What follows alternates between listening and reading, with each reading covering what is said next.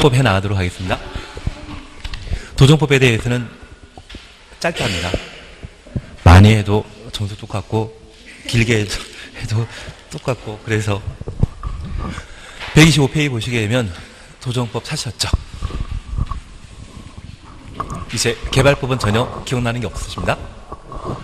한 장짜리 잠깐 보시게 되면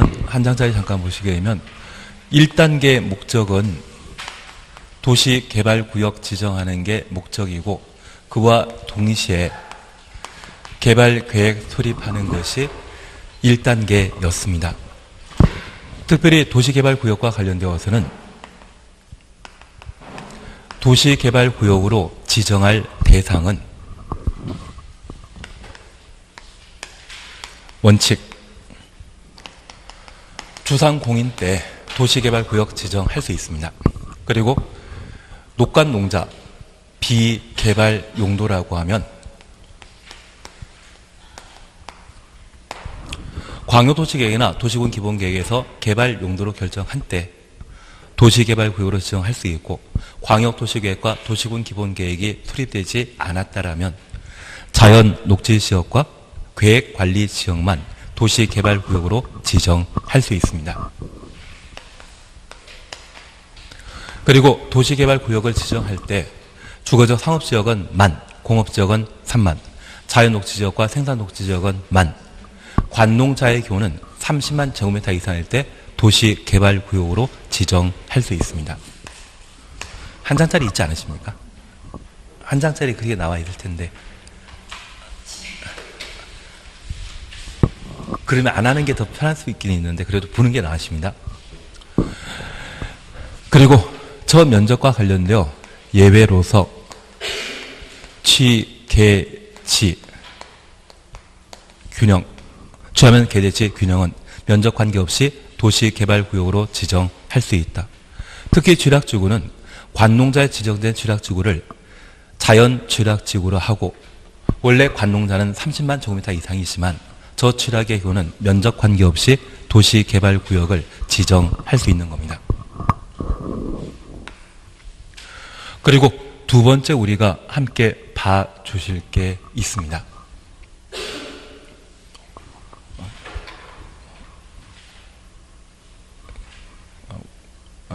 원칙 이게 예외이고 그리고 규모에 관한 사항 잠깐 확인하십니다. 그리고 두 번째 절차에 관한 사항을 우리가 함께 보시면서 저 도시개발구역은 지정권자가 일정한 절차에 따라 도시개발구역을 지정하게 되는데 기초조사는 임의사항이라는 것 기억하시고 주민 의견 청취는 공람 또는 공청회 개최하지만 개발구역의 단위면적이 100만 이상의 경우는 공람 절차 후 공청회 개최하여야 한다. 지방의회 의견 청취 없었습니다. 그리고 보통 시군 구청장이 도시개발구역 지정을 지도지사에게 요청하게 되면 협의, 심의에 관한 절차를 거치는데 개발구역의 단위면적이 100만 이상인 때는 국토교통부 장관과 협의하여야 한다. 그리고 이 지정권자 중에 예외적인 지정권자로서 국토교통부 장관을 우리가 함께 보셨는데 국토교통부 장관은 전국이 그리고 중앙행정기관장이 요청하거나 정부투자기관장이 국가계획과 관련되어 30만 제곱미터 이상의 도시개발구역 지정을 제안하게 되면 국토교통부 장관이 도시개발구역을 지정할 수 있습니다. 그리고 제안은 원칙적으로 시군구청장이 하지만 국가기관장이, 정부투자기관장이 국가계획과 관련되어 30만 제곱미터 이상일 때는 국토교통부 장관에게 제안할 수 있고 이러한 제안 시에 민간인 경우에만 지상권자를 포함한 면적 3분의 2 이상의 동의받아 제한할 수 있습니다. 지상권자는 이때만 한번 등장합니다. 그리고 수용 여부는 1개월, 1개월, 비용 부담에 대해서는 이미 사항이라는 것 확인해 놓습니다. 그래서 절차와 관련된 특징에 있어서는 제안에 관한 사항과 주민 의견 청취, 협의에 관한 사항들을 각각 살피시는 게 필요합니다. 그리고 이러한 방법으로 도시개발구역을 지정하게 되면 도시개발구역은 도시지역 및 지구단위계획구역으로 결정 고의된 것으로 본다. 쥐락지구와 지구 단위 계획구역의 경우는 도시적으로 의제되는 것 아닙니다. 그리고 이러한 도시개발구역이 지정되었다면 개발 사업을 목적으로 하는데 개발 사업이 완료되게 되면 도시개발구역은 해제되게 됩니다. 완성해서 해제하는 것과 미완성 상태에서 해제되는 경우가 있습니다. 수용 방식은 공사완료 공고 다음날, 환지 방식은 환지본 공고 다음날 해제되게 됩니다. 그리고 구역 지정 후 3년 내 실시계 인가 신청하지 않으면 3년 되는 다음날 해제하게 됩니다. 특별히 개발 계획도 함께 수립하는 것이 원칙입니다. 다만 이 개발 계획을 구역 지정 후 지정권자가 수립하는 경우가 있는데 토지의 가격이 급등하거나 공모전을 실시한 경우에는 구역 지정 후 개발계획 수립할 수 있다는 것 기억하시고 전체 도시개발구역 중에 주상공의 면적이 30% 이하라고 하면 구역 지정 후 개발계획 수립할 수 있습니다. 그리고 이 개발계획에는 지구 단위 계획은 포함한다, 빠진다. 빠진다라는 것 기억하시고 구역 지정 후 천천히 개발계획에 포함시킬 수 있는 것은 박수하면 임순입니다. 그래서 박수, 임순 네 가지에 대해서는 항상 구역 지정 후 개발계획에 포함시킬 수 있다는 말 기억해 놓습니다. 특별히 이 개발계획 수립 절차와 관련되어 환지 방식의 개발계획을 수립하는 경우에는 면적 3분의 2, 총수 2분의 1 이상의 동의 받아야 하며 국가 지방자치단체의 경우는 토지 소유자 동의 생략한다. 이게 1단계입니다. 그리고 2단계에 시행자가 실시 계획을 작성하고 지정권자에게 인가받아야 하는데 저 시행자는 지정권자에게 지정받아야 합니다. 그 지정할 자는 참 많은데 특별히 저 사업 시행 방식이 전부 환지 방식의 경우에는 도시개발구역 안의 토지 소유자 또는 조합을 사업 시행자로 지정하게 됩니다. 하나 기억하실 것은 이 조합은 전부 환지 방식일 때만 사업 시행자가 되게 되는데 도시개발구역으로 지정한 토지 소유자 입장에서는 개발사업에 찬성하는 사람과 반대하는 사람이 있습니다. 그걸 일일이 찾아가서 개발사업 찬성하는지 반대하는지 동의 구하기보다는 그 도시개발구역 안의 토지 소유자 스스로 조합을 만들게 되면 도시개발구역 안의 토지 소유자는 강제로 조합원이 되어버립니다. 그러면 도시개발 사업을 그래도 좀 더 신속하게 진행할 수가 있기 때문에 전부 환지 방식일 때는 토지 소유자 여럿이라고 하면 조합을 설립해서 사업을 시행하도록 유도를 하게 됩니다. 다만 이러한 전부 환지 방식이라 할지라도 지방자치단체, 정부투자기관 등을 도시개발 사업 시행자로 우선 지정할 수 있는 것은 지병동입니다. 이런 방법으로 사업 시행이 지정되었지만 이 시행자를 교체 변경할 수 있습니다. 일실이착이라는 말 기억해 주시는 게 필요합니다. 특별히 시행자 부도 파산하거나 시행자 지정이 취소되거나 실시계 인가 취소되었다면 시행자 교체 변경할 수 있다는 것 기억하시고 이런 사업 시행자 중에 이 법에 따라 시행자가 되는 도시개발조합은 중요하다, 중요하지 않다. 중요한 겁니다.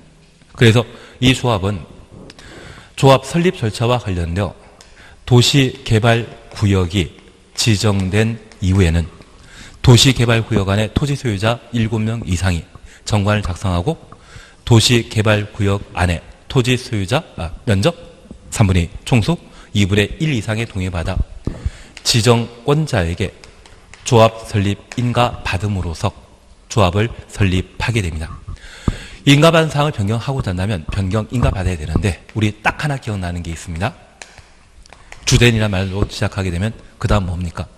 주된 사무소. 주된 사무소 변경은 변경 신고하고 변경할 수 있다는 말 기억해 주셔야 됩니다. 주된 사무소 제시는 우리 임대차 계약 갱신하게 되었을 때 사무소 변경을 변경 인가 사항으로 하면 30만 원짜리 임대료가 300만 원 되어버린다고 말드린 적이 있습니다. 그거 생각하시면서 주된 사무소 소재의 변경은 변경, 신고 대상이라는 것 기억해 주십니다. 그리고 이런 방법으로 조합이 만들어지게 되면 집행기관은 뭐다? 임원이고 의결기관은 뭐다? 총회입니다.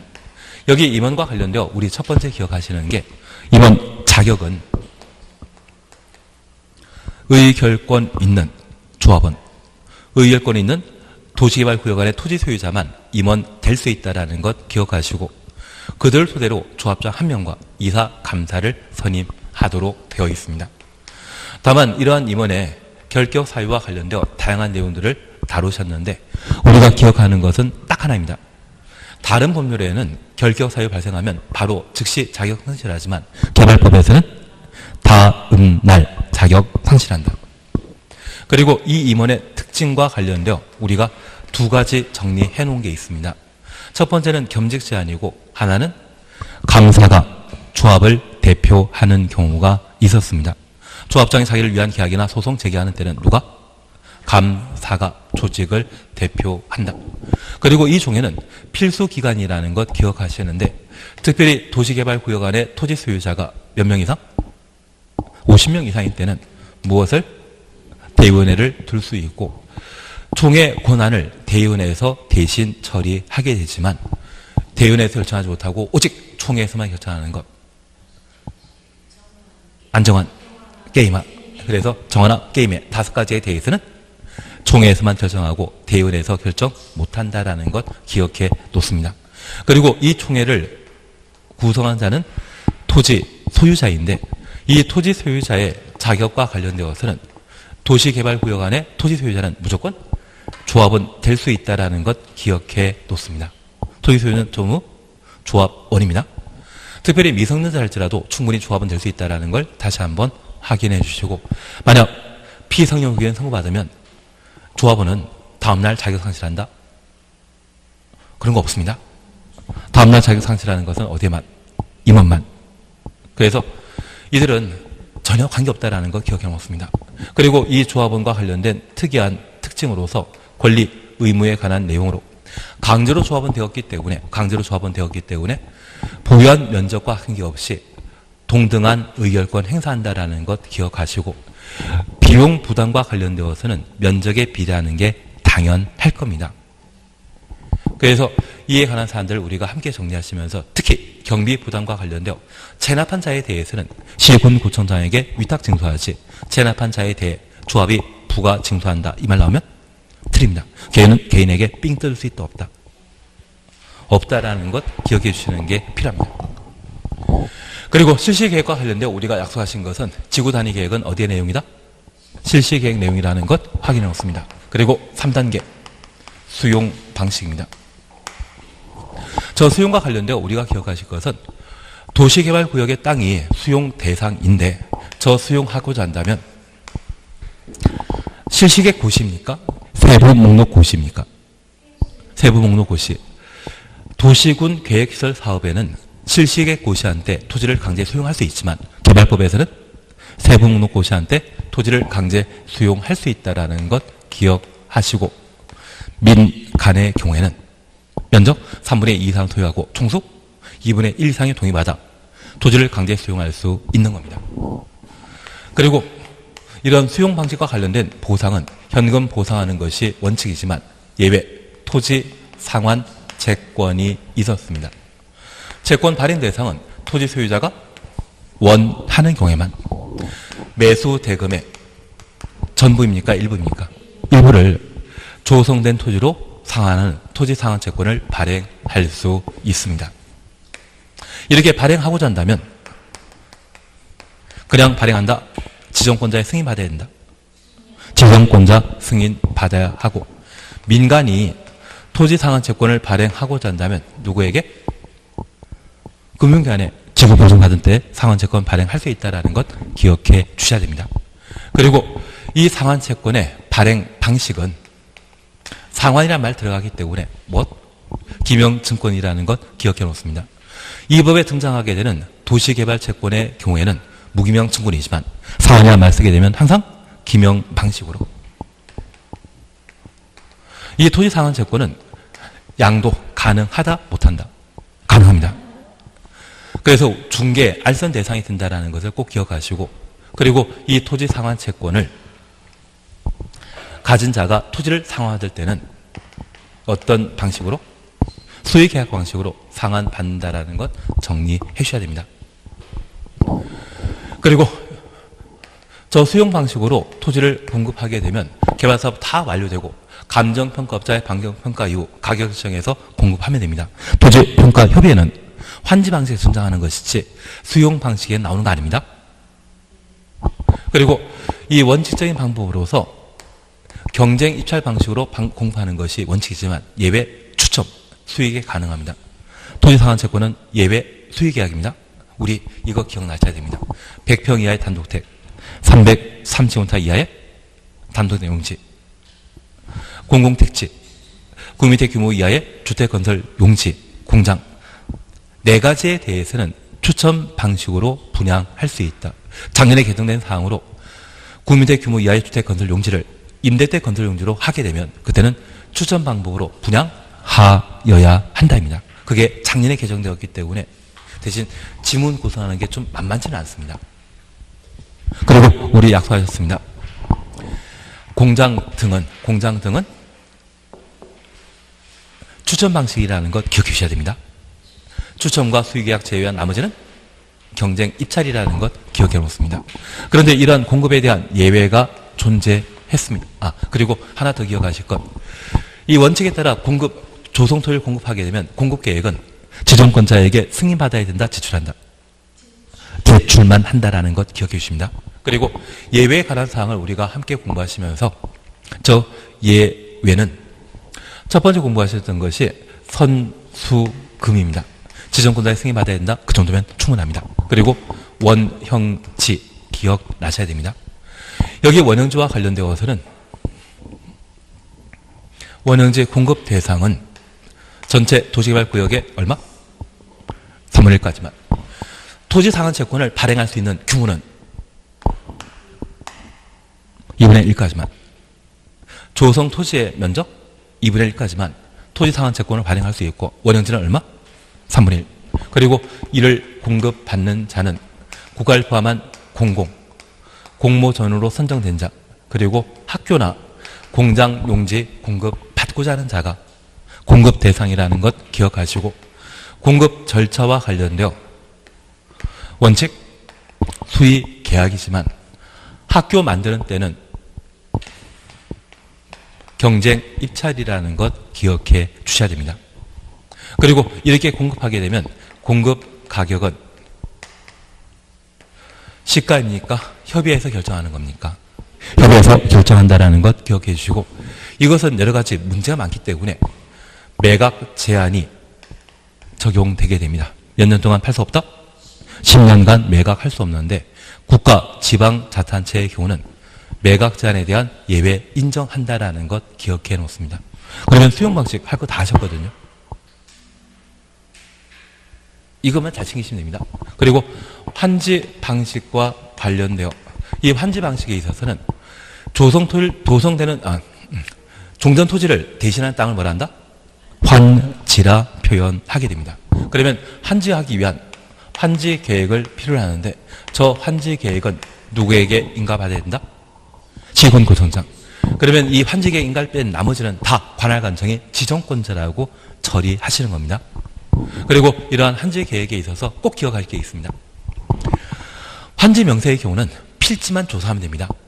청산 대상의 경우는 필지 권리관계, 그 권리관계는 소유권 외 권리관계를 의미하는 것을 꼭 한번 기억해 놓습니다. 그리고 이 환지 계획에 담기는 내용은 적응 환지를 원초로 합니다. 증환지, 감환지, 과소 토지에 대한 환지 부지정, 그리고 입체 환지, 그리고 토지 소유자가 신청하여 환지 부지정하는 경우가 있는데 이 세 가지 경우에는 토지 소유자의 신청 동의 필요 있다 없다? 동의 없이 신청 없이 그냥 하는 겁니다. 입찰할 때는 무엇? 신청 필요하고 환지 부정 시에는 신청 또는 동의 필요합니다. 특별히 과소 토지가 아닌데 불구하고 환지 부정하고자 하는데 그곳에 용익권자가 존재한다고 하면 임차인의 동의 받은 때만 환지 부정 가능하다라는 것 확인해 주셔야 됩니다. 그래서 내용과 관련된 사항들을 그리고 작성 기준을 꼭 한번 봐주시는 게 필요하십니다. 이런 방식으로 환지 계획을 작성하고 인가받고 공사 들어가면 언젠가 공사 완료되었을 때 환지 처분이라는 게 가능한데 이러한 환지 처분은 공람, 중공사, 공사 완료 공고 후 60일 이내 환지 처분하도록 되어 있습니다. 저 환지 처분의 효과로서 다음날 권리 발생, 환청 공고일날 권리 소멸이라는 것 기억해 주시는 겁니다. 다만 제가 하나 부탁드릴 것은 저 환지 처분과 관련되어 채비지란 말이 있다면 시행자가 취득하고 보류지란 말이 있다면 환지 계획에 정한 자가 환청 공고 다음날 권리 취득한다라는 말 기억해 주셔야 됩니다. 채비지는 누가? 시행자가. 보류지는 누가? 환지 계획에 정한 자가. 그리고 특이한 사항으로 지역권 기억나십니까? 종전 토지에 존속한다. 행사할 이익 없을 때 소멸한다. 행정상 재판 처분 기억나십니까? 전속성이 있는 경우는 환처분에 영향 안 받는다. 그리고 청산금이라는 말 기억나십니다. 소멸시효는 몇 년? 5년. 그러시면 되는데요. 한 6시간에 걸쳐 했던 걸 그냥 짧게 끝냈습니다. 대신 얘는 시설사업이 잘 정리되셨다면 공부할 만한데 시설사업이 안 돼 있다고 하면 그냥 시설사업만 계속 하는 게 더 낫습니다. 국토계획법을 먼저 하고 넘어가는 겁니다. 이번 시간에 125페이지에 도정법을 함께 보십니다. 오늘까지는 2시, 다음 주도 마찬가지로 2시간 계속 하십니다.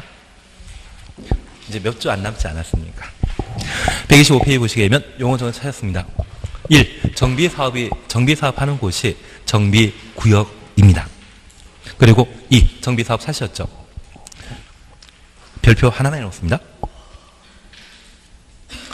우선 1번입니다. 주거개선사업. 달동네 지역에 정비사업하면 그걸 주거개선사업이라 표현합니다.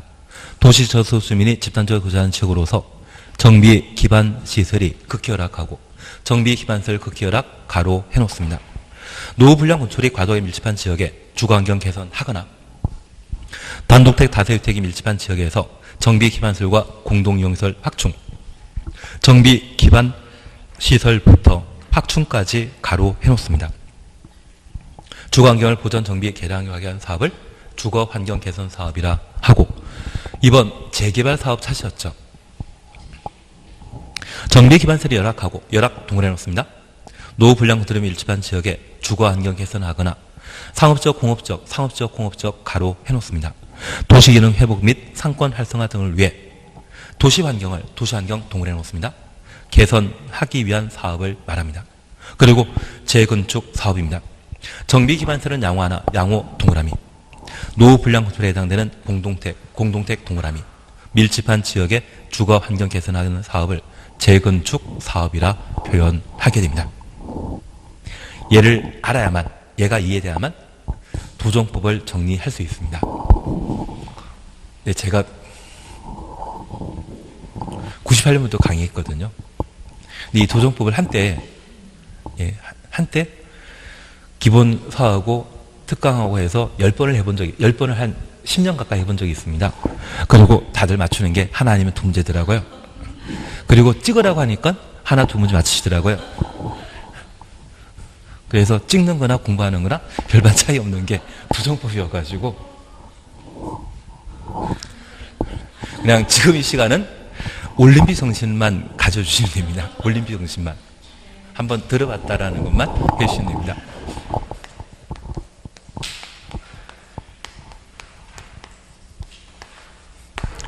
하여튼 나는 90 맞아야만 직성 풀린다. 그러면 공부할 만한데 90 맞을 생각이면 이거 할 만합니다. 그게 아니라면 그냥 대충 듣고 말하시는 게 필요하십니다. 그래서 아까 가신다고 하길래 가도 된다고 얘기 드렸던 게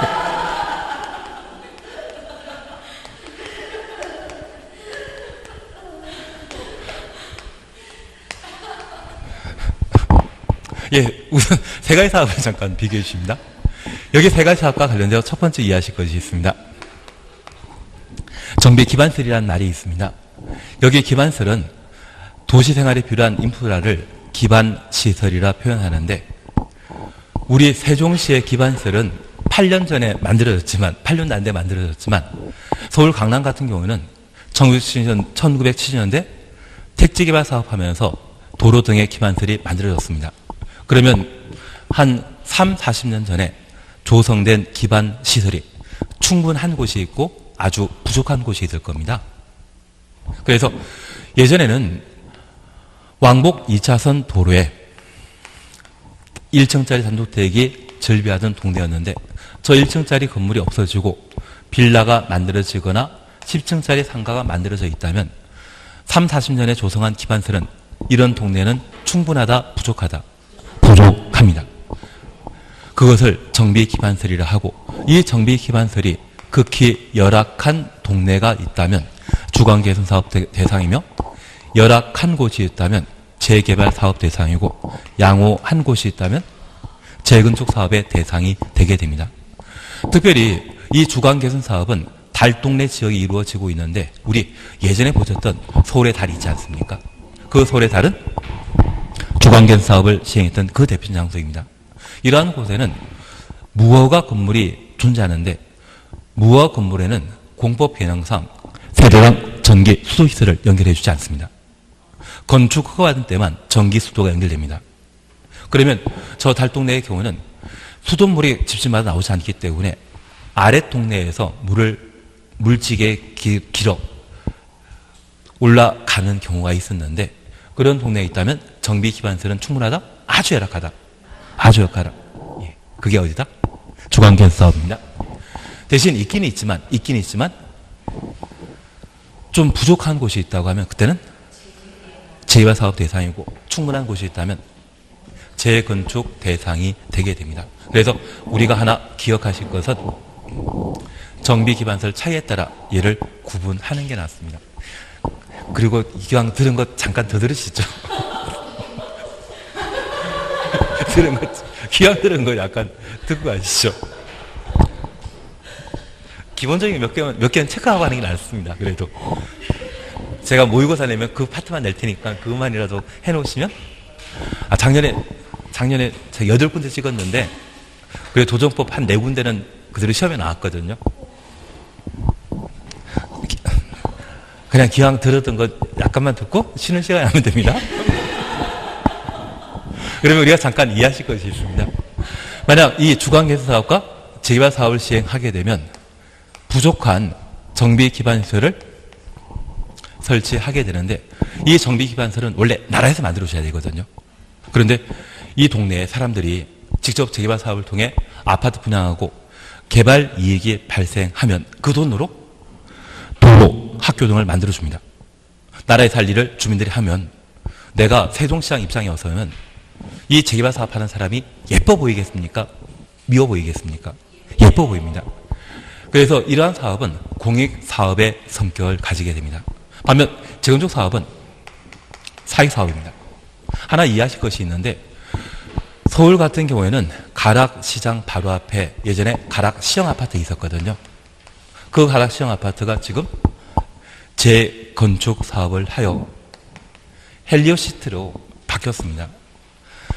이 헬리오시티 같은 경우는 한 3년 전, 그래서 박근혜 대통령이 대출 받아서 집을 사라, 그 이야기 할 때까지만 하더라도 그냥 헬리오시티가 아니라 지옥을 뭐라 합니까? 헬. 투자한 사람 고생 많이 시켰다고 해서 얘는 헬 아파트라고 했던 적이 있습니다. 그리고 저는 그 헬이 돌아왔을 때 그때 가서 사야 된다고 이야기 드렸는데 몇 분은 사셨더라고요. 그리고 저는 말만 하고, 아니 일주일에 월요일부터 금요일까지 계속 수업하다 보면 가야 되는데 가지 못합니다. 그때 사셨던 분은 대박 나신 것 같더라고요. 근데 우리가 하나 이해하실 것이 있습니다. 얘가 한 6,000세대인데 얘가 9,000세대 바뀌었습니다. 그리고 옛날에는 15평이었는데 얘가 32평, 9,000세대 바뀌었다고 하면 학교 다닐 학생 수는 많아진다, 적어진다? 많아집니다. 덕분에 이게 재건축 사업이 이루어지게 되면 학생 수가 많아지기 때문에 교육청에서 학교를 만들어야 됩니다. 그 학교 만드는 것은 주민들 돈으로 만들겠습니까? 나라 돈으로 만들겠습니까? 나라 돈으로. 그래서 이 재건축하게 되면 국가 또는 지방자치단체 예산 집행이 필요하기 때문에 진짜 싫어하는 게 재건축입니다. 취지 이해하시겠습니다. 그래서 내가 국토교통부 장관이라면 저 재개발 사업과 재건축 사업을 비교할 때 규제를 강화시킬 것은 재건축. 재개발은 아주 착합니다. 그러면 우리 하나 기억만 더 해주십시오. 안전진단이라는 말 들어본 적 있습니까? 그 안전진단은 언제만 한다? 재건축에만. 그러면 그 안전진단은 규제인 것이죠. 규제에 해당되기 때문에 재건축 사업에만 안전진단이 필요하게 됩니다. 그리고 두 번째입니다.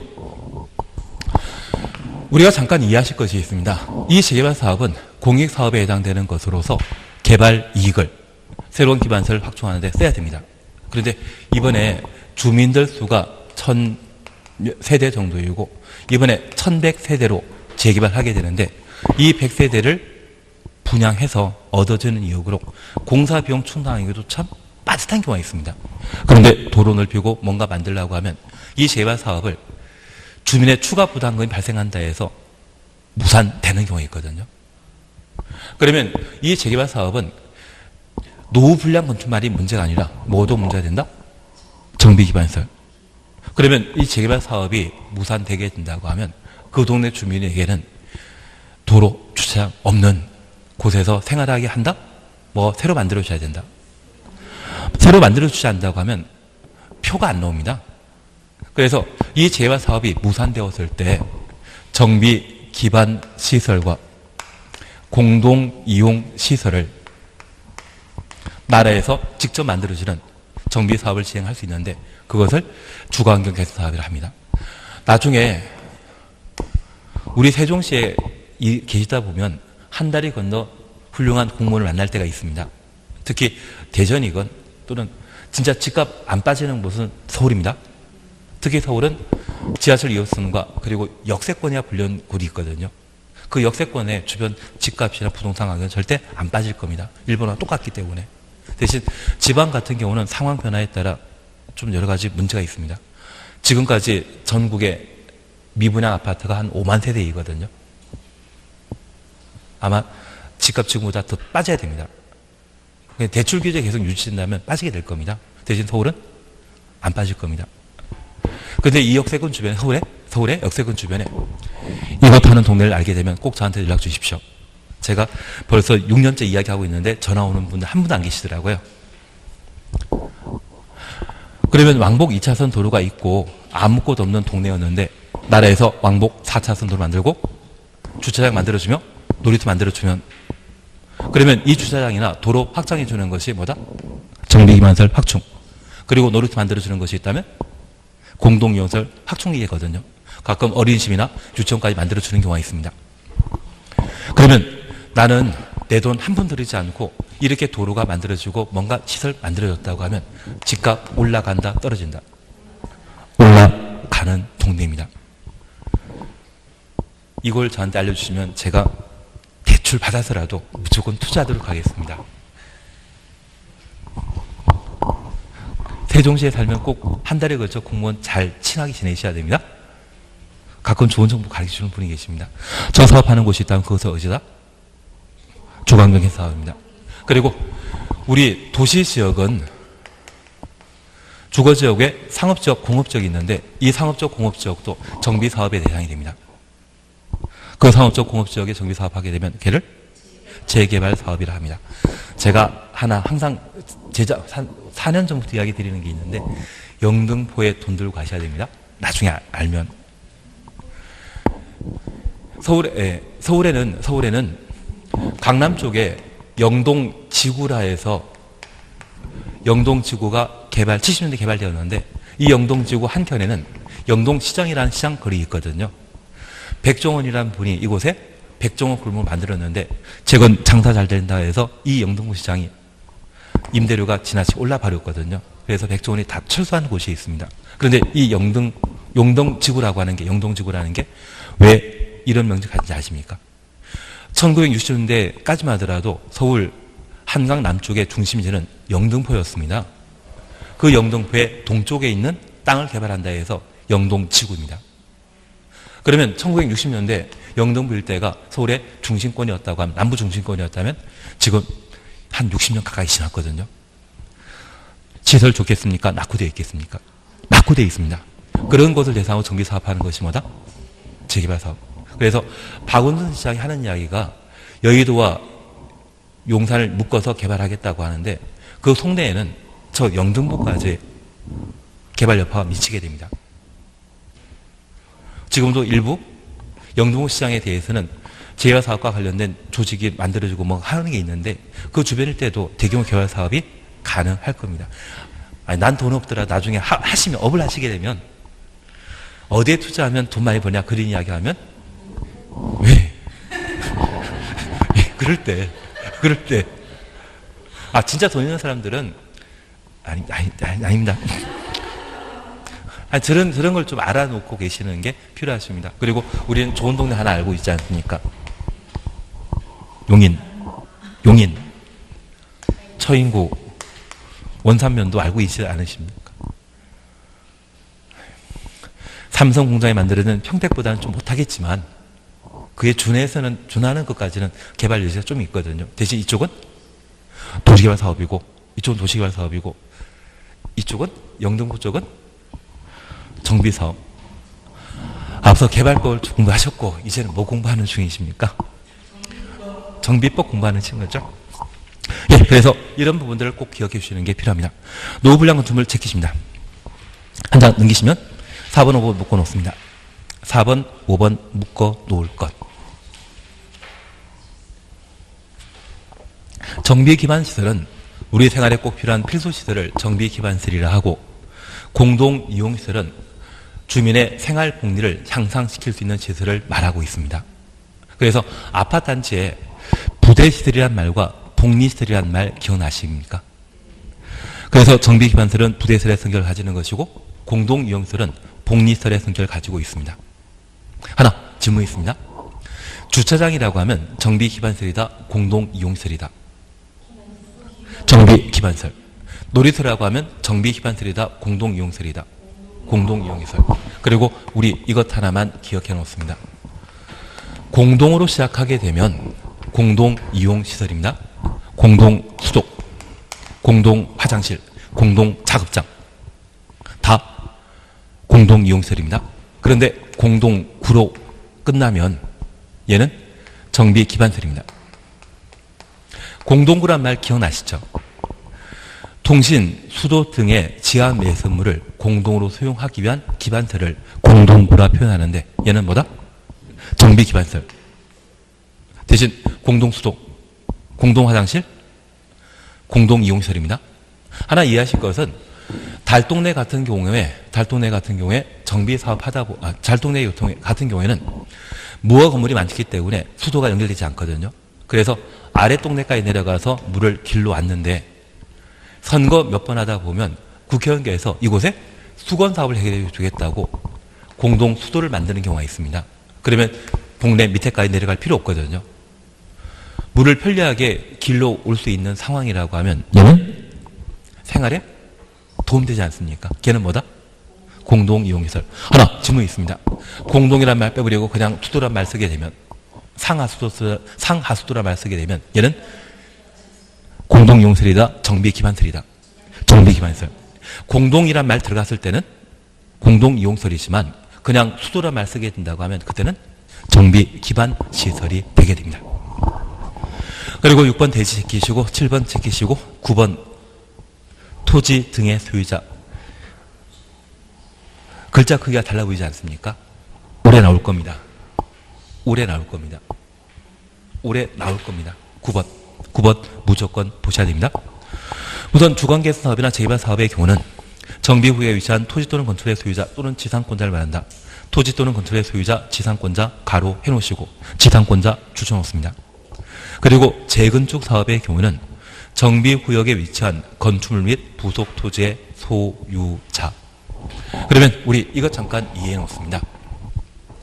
나는 주거개선 사업과 재개발 사업이 공익사업이라는 것 안다 모른다? 안다? 재건축 사업은 사익 사업이다.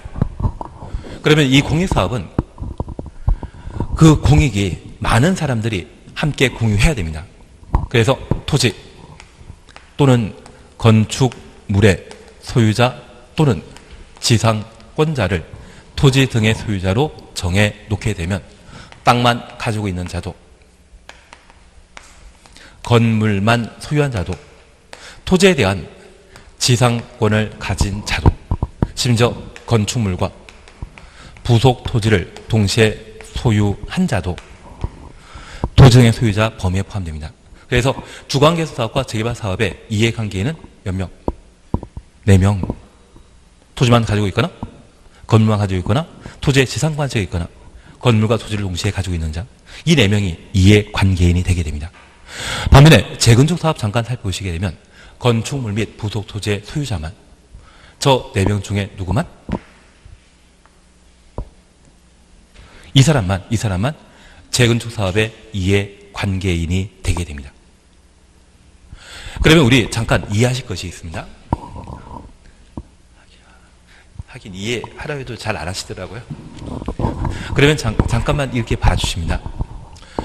이 재건축 사업과 관련되어 우리가 파악하실 것은 얘는 사익을 추구하기 때문에 성공만 하는 것이 아니라 실패 발생할 수 있습니다.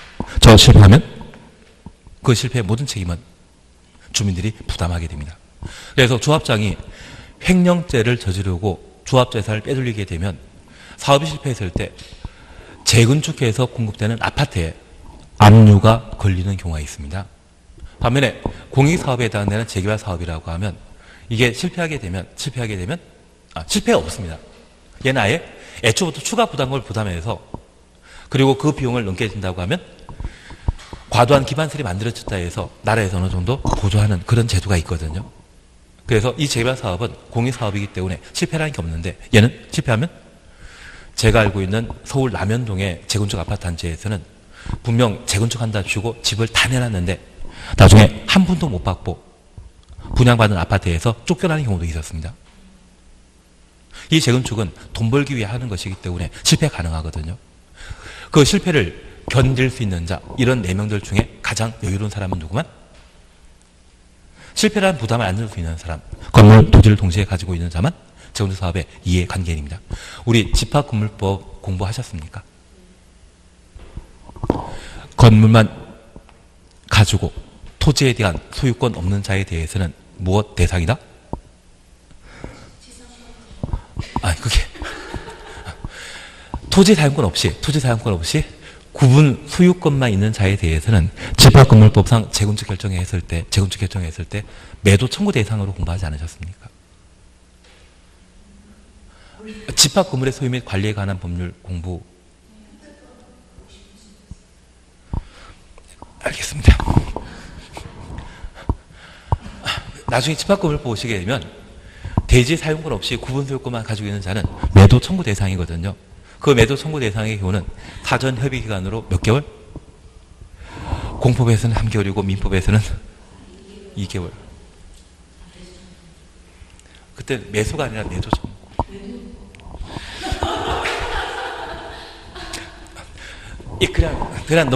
그냥 간단하게 넘어가도록 하겠습니다. 여기 재건축은 오직 뭐만? 건물과 토지를 동시에 가진 때만 이해관계인이 된다라는 것만 확인해 주십시오. 땅만 가진 자는 된다, 안 된다? 안 된다. 재산권 다 된다, 안 된다? 안 된다.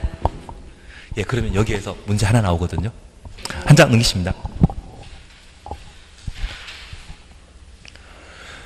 1번은 정비 기본 방침인지 제끼시고 2번 정비 기본 계획이란 말 찾으셨죠?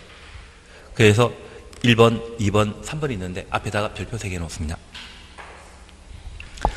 작년에 128페이지 정비 기본 계획 별표 3개만.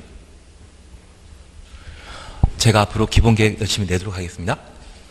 그리고 쉬었다가 하십니다. 그리고 끝나는 시간은 한 5분 정도 쉬었다가 하시고 끝나는 시간 35분 정도에 끝내겠습니다.